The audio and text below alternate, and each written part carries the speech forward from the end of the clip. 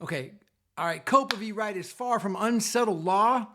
Let's break this down as to really what effect the case is in right now. And also the recent post here by S. Tamanaga, which is Dr. Craig Wright here, I want to talk about. So first of all, after shout out to my friend Rafael Laverde, he made a video with Crypto Spartacus, which I tuned into, and they're breaking down the significance about this court case, and Raphael's asking him questions about, isn't the case over? Isn't Craig determined not to be Satoshi, and the whole thing's over? And Crypto Spartacus responds back to him, and he's like, well, we've got an ongoing appeal. The clerk accepted the appeal filing.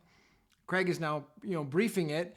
It's according to David Pierce, which I've interviewed, that it won't be till sometime in October that the court actually looks on it and considers whether it's going to be accepted or not. So we will definitely have some sort of news over the next 30 days.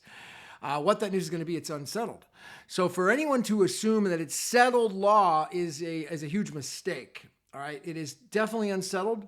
And, according to the appeal documents that we've read, and, we haven't really read, but that have been posted online through this account on X, it looks like, it could be going for a judicial disqualification potentially.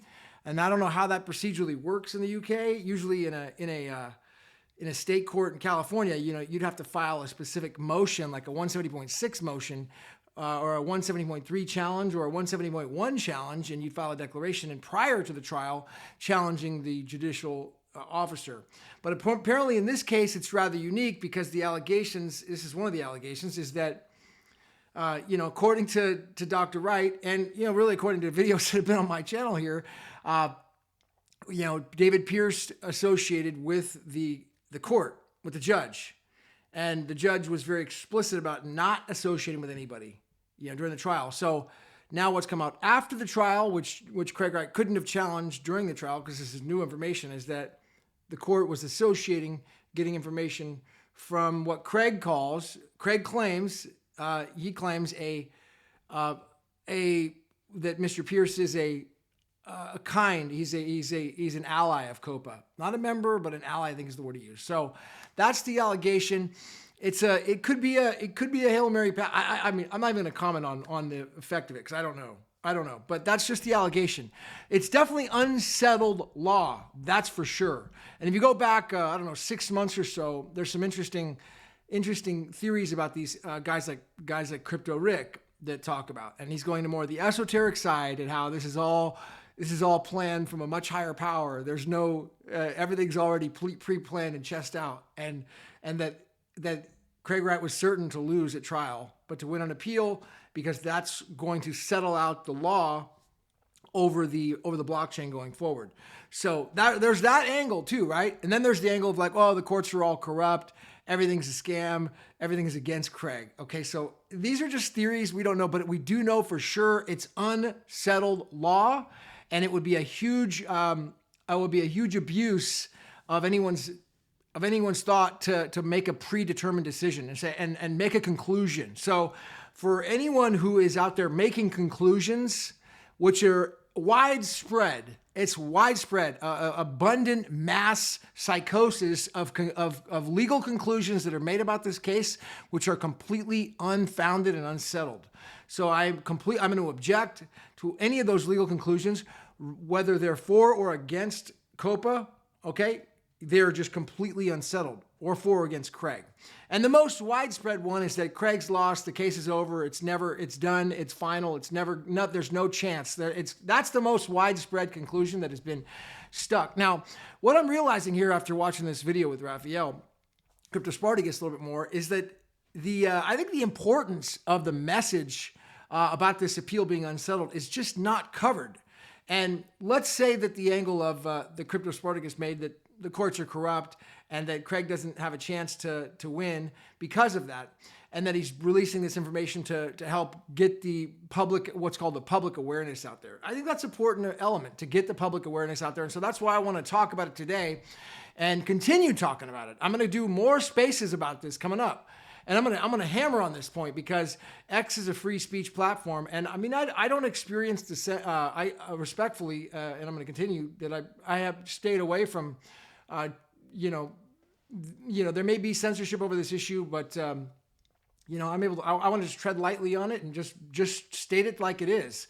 So ultimately, it is a completely unsettled issue, and people should be mindful of that. And let me just pick up on one of these very relevant posts here. It says, "You pick up the Bitcoin white paper, perhaps the 100th time, and you marvel at the simplicity of it. It is a peer-to-peer electronic cash enabling small casual transactions with ease. It's a vision, really a world where payments flow freely, without the greedy claws of intermediaries, where anyone with an internet connection can send a few pennies halfway across the world. The promise of something revolutionary, something democratic, a system for all. It's like reading the blueprint for a utopia." That's a beautiful introduction to a much longer post as to what the fundamental essence of the Bitcoin white paper really is about. And that's on CS Tominaga from, looks like September 29th at 5:35 a.m. Pacific. And one of the comments that I've been making here, asking questions of, is asking about the BTC white paper, the core white paper, what it says. Because I remain open-minded to their concepts, but I really want to read what their white paper says. And from all the chatter, apparently there isn't one. And that concern is very concerning to me for someone who, like myself, is like totally open-minded to embracing what the core, we called the BTC Core, the Bitcoin Core development group is doing. Because I can really get, I would like to, I have no objective in getting behind something, but as long as I get a fundamental understanding for how it works in a legal document, a memorandum, or a concrete white paper. And then I've been asking Luke Dash Jr. about that. And I've asked multiple people. They've said, Luke Dash Jr. said that SPV doesn't exist. So clearly they're not using the Satoshi Nakamoto white paper. So what is the white paper that they're using? Because in the Satoshi Nakamoto white paper, SPV does exist. It's simplified payment verification. It's about small casual payments. And that protocol is definitely not about small casual payments. I'm not saying it's a bad protocol or bad crypto. It might, in fact, it's probably the most popular out there. It's the highest block size, but our highest amount of market cap.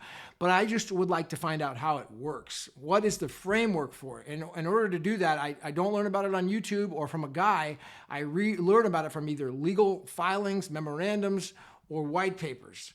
All right, so open to reading about it, but it's a kind of an unsettled mystery. What the heck how does their protocol work?